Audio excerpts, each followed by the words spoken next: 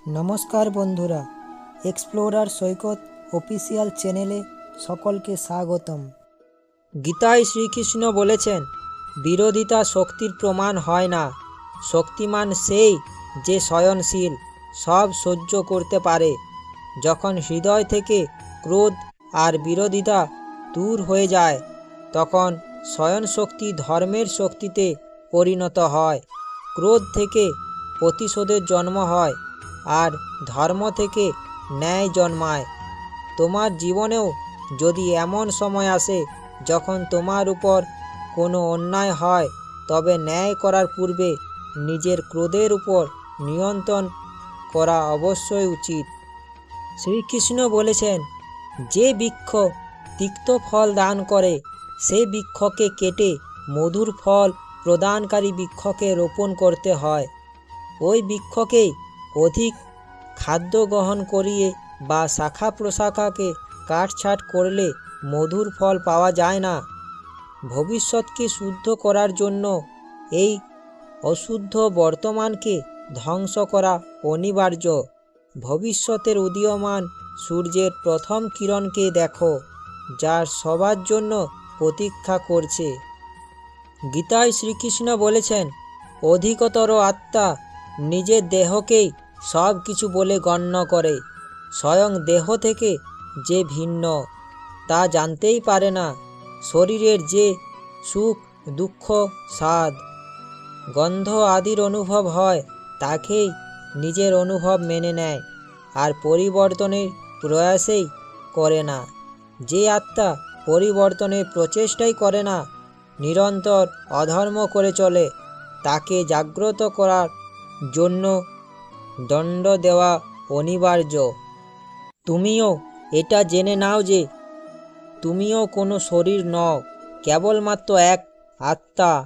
এই পৃথিবীতে পরিলক্ষিত সকল মানুষ তা নয় যা তুমি ওদের গণ্য করছো, কিন্তু সময়ের জন্য এরা শরীরে বসবাস করছে মাত্র।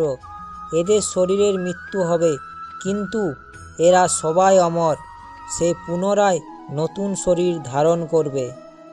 শ্রীকৃষ্ণ বলেছেন, প্রেম উন্নতি দেয়, উচিত অনুচিতের জ্ঞান দেয়। প্রেম আর মোহের মধ্যে পার্থক্য থাকে। বাস্তবে যা প্রেম, তা কোনো মোহ নয়। প্রেমের জন্ম করুণা থেকে হয়, আর মোহের জন্ম অহংকার থেকে। প্রেম মুক্তি দেয়, মোহ আবদ্ধ করে। প্রেম ধর্ম, আর মোহ আবদ্ধ। তাই সকলের মোহ ত্যাগ করা উচিত। নিজের লক্ষ্য অর্জনের জন্য মানুষকে সিংহের মতো আচরণ করতে হবে। সিংহ যেমন সব সময় তার দৃষ্টি শিকারের উপর স্থির রাখে, শিকারের উপর সম্পূর্ণ মনোযোগ দিয়ে রাখে এবং আক্রমণ করার সুযোগ খুঁজতে থাকে প্রতি মুহূর্তে, সেই রকম মানুষকেও তার সমস্ত শক্তি ও মনোযোগ তার লক্ষ্যের দিকে স্থির রাখতে হবে। তবেই জীবনে সাফল্য অর্জন করা সম্ভব। মানুষের প্রকৃতি খুব একটা সরল ও সাধাসিধে না হওয়াই ভালো। ঠিক যেমন জঙ্গলের সোজা খাড়া উঠে যাওয়া গাছটাই আগে কাটা পড়ে, ঠিক তেমন চতুর মানুষরা নিজেদের লাভের জন্য আগে সহজ সরল মানুষদেরই নিশানা বানায়। তাই জীবনে অতিরিক্ত সরল হওয়া ভালো নয়, তা না হলে আপনাকে প্রতি পদক্ষেপে সকলে আঘাত করবে। ঠিক যেমন বিষের মধ্যে থেকেও অমৃত বের করা সম্ভব, তেমনই সব খারাপ সময়ের মধ্যেও কিছু না কিছু ভালো সময় আছে। ধুলোর মধ্যে সোনা পড়ে থাকলেও তার মূল্য কমে যায় না। ওই সোনা তুলে পরিষ্কার করে নিজের কাছে রাখাই বুদ্ধিমানের কাজ। তেমনই তোমার থেকে মানে নিচু কেউ কোনো পরামর্শ দিলে তা নেওয়ার মতো হলে অবশ্যই গ্রহণ করা উচিত। তাই এটা ভাবুন, খারাপ সময়ের মধ্যে ভালো কিছু লুকিয়ে আছে। জীবনে কি করা উচিত, কি করা উচিত নয়, তা যে ব্যক্তি নিজের জীবন দিয়ে শিক্ষা গ্রহণ করে, সেই ব্যক্তি সর্বাপেক্ষা শিক্ষিত। ভালো ও খারাপের জ্ঞান তার সবচেয়ে বেশি রয়েছে, এমন ব্যক্তি জীবনে সাফল্য লাভ করেন। শ্রীকৃষ্ণ বলেছেন, মানুষের সব সম্পর্কের আধার হলো প্রত্যাশা। অনেকেই ভাবে আমার স্বামী কেমন হবে যে আমার জীবন সুখ ও সুবিধায় ভরে দিবে। আবার কেউ বলে পত্নী কেমন হবে যে সর্বদা আমার প্রতি সমর্পিত থাকবে, খেয়াল রাখবে। আবার কেউ বলে সন্তান কেমন হবে যে আমার সেবা করবে, আমাকে সম্মান করবে, আমার আদেশ মেনে চলবে। মানুষ প্রেম তাকেই দিতে পারে যে তার প্রত্যাশা পূরণ করতে পারে, আর প্রত্যাশা নিয়তিই হচ্ছে ভঙ্গ হওয়া।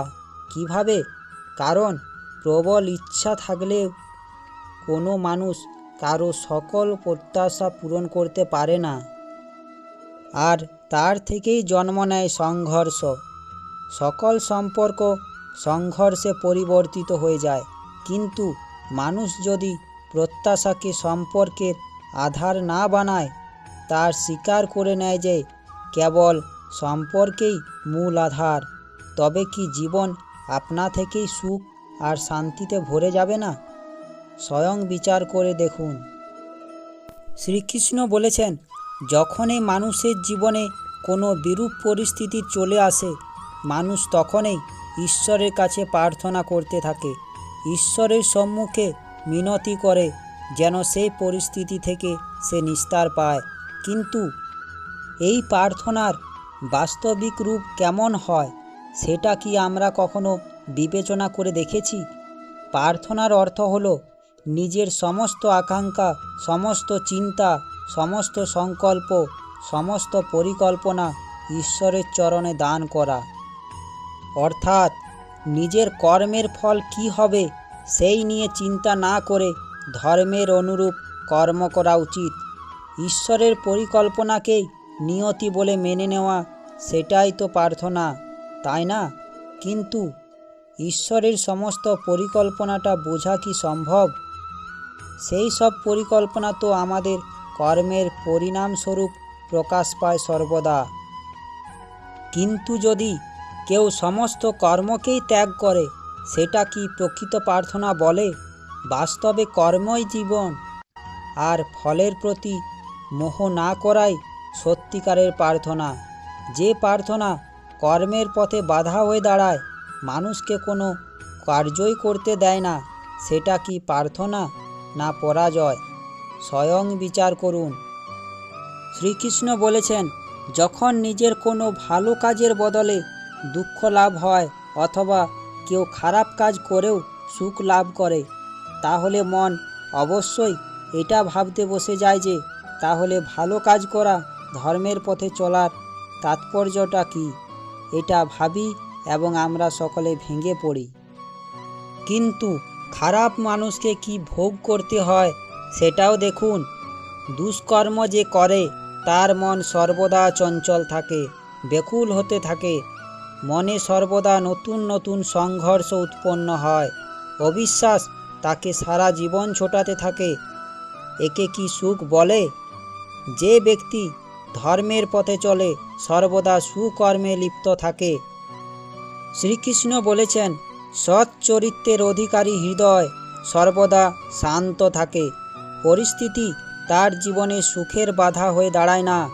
সমাজে তার সম্মান আর মনের সন্তোষ অক্ষত থাকে সর্বদা। অর্থাৎ ভালো ব্যবহার ভবিষ্যতে সুখের পথ দেখায় না, ভালো ব্যবহার নিজেই সুখ দেয়। অপরদিকে দুর্ব্যবহার ভবিষ্যতে দুঃখের পথ দেখায় না। অধর্ম সেই মুহূর্তে দুঃখকে উৎপন্ন করে।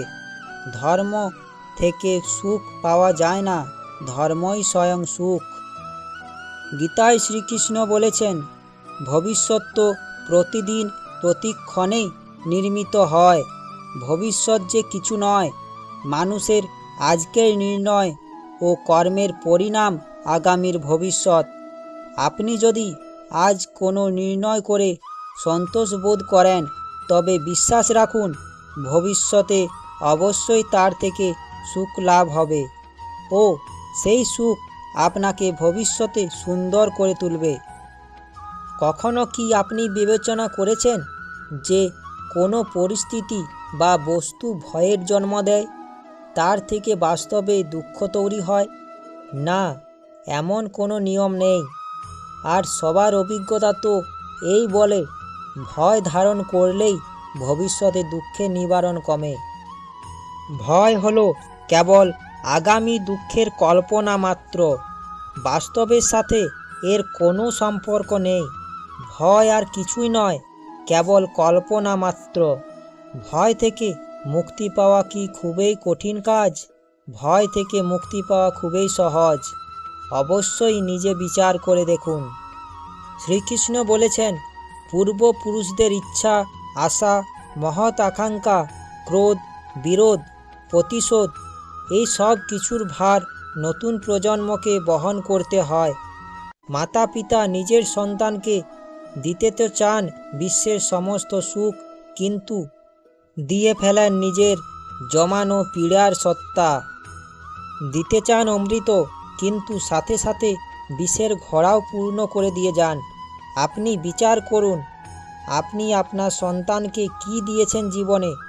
অবশ্যই প্রেম, জ্ঞান, সম্পত্তি এসব দিয়ে থাকবেন, কিন্তু তার সাথে সাথে ওদের মনে বিষ দেননি তো? পূর্ব শর্ত দিয়ে ভালো মন্দের পূর্ব পরিকল্পিত ব্যাখ্যা দেননি তো?